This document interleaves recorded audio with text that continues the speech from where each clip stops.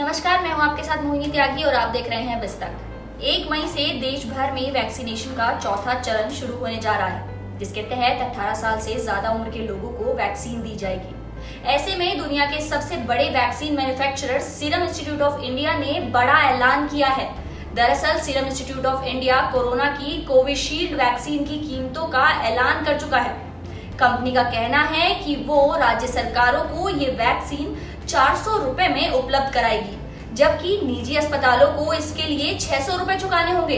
इसका मतलब ये हुआ कि अब राज्य सरकारों को वैक्सीन की एक डोज खरीदने के लिए 400 रुपए चुकाने होंगे, जबकि प्राइवेट अस्पतालों को कोविशील्ड वैक्सीन खरीदने के लिए 600 रुपए अदा करने होंगे। बता दें कि हाल ही में राज्य सरकारों को 50% वैक्सीन सीधे मैन्युफैक्चरिंग कंपनियों से खरीदने की अनुमति मिली थी, जिसके बाद सीरम इंस्टीट्यूट ने ये ऐलान किया है। लेकिन ये कीमतें आम लोगों के लिए नहीं है। ये तो वो कीमतें हैं जिन पर सरकार और कंपनियों के बीच में डील होगी।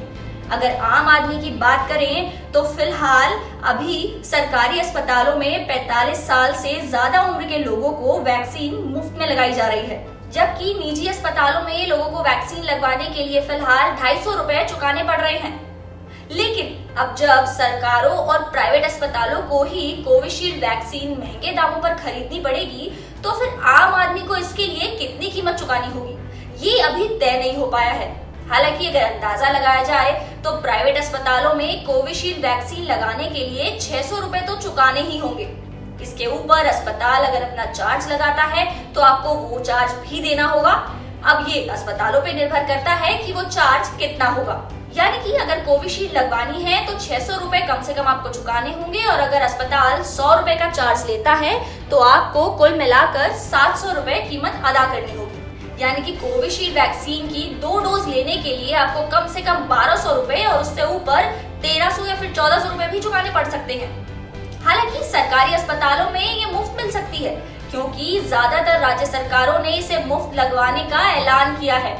1 मई से 18 से ऊपर की उम्र के लोगों को कोरोना की वैक्सीन लगाई जानी है। इसके लिए देश की दोनों वैक्सीन मैन्युफैक्चरिंग कंपनियों को 4500 करोड़ रुपए का एडवांस पेमेंट कर चुकी है सरकार। इसमें से सीरम इंस्टीट्यूट ऑफ इंडिया को 3000 करोड़ रुपए और भारत बायोटेक को 1500 करोड़ रुपए दिए गए हैं।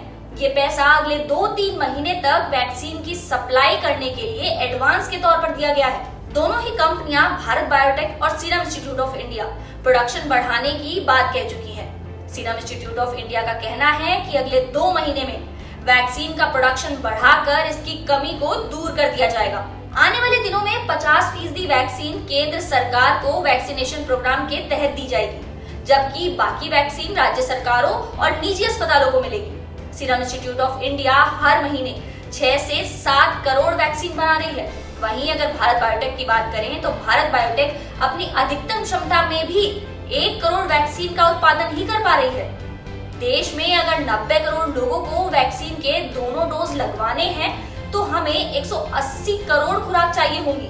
आधार पूनावाला ने कहा है कि भारत सरकार के निर्देश के बाद ही वैक्सीन की ये कीमतें तय की गई है। उन्होंने कहा है कि दुनिया में वैक्सीनों की कीमतों के मुकाबले भारत में वैक्सीन की कीमत काफी कम है। अमेरिकी वैक्सीनों की कीमत 1500 रुपए से भी ज्यादा है, जबकि रूसी और चीनी वैक्सीनों की कीमत 750 रुपए से ज्यादा है। पूनावाला ने कहा है कि अभी हर कंपनी को वैक्सीन की आपूर्ति करना संभव नहीं है और उन्हें सरकारी और निजी अस्पतालों के जरिए वैक्सीन लेनी चाहिए। 4-5 महीने बाद वैक्सीन रिटेल और ओपन मार्केट में उपलब्ध हो सकती है। बता दें कि 18 अप्रैल तक देश में 1 करोड़ 64 लाख लोगों को वैक्सीन का डबल डोज दिया जा चुका है, जबकि 10 करोड़ 73 लाख लोगों को सिंगल डोज लगाई जा चुकी है। यानी अभी वैक्सीन सिर्फ देश के 10% लोगों को भी नहीं लग पाई है।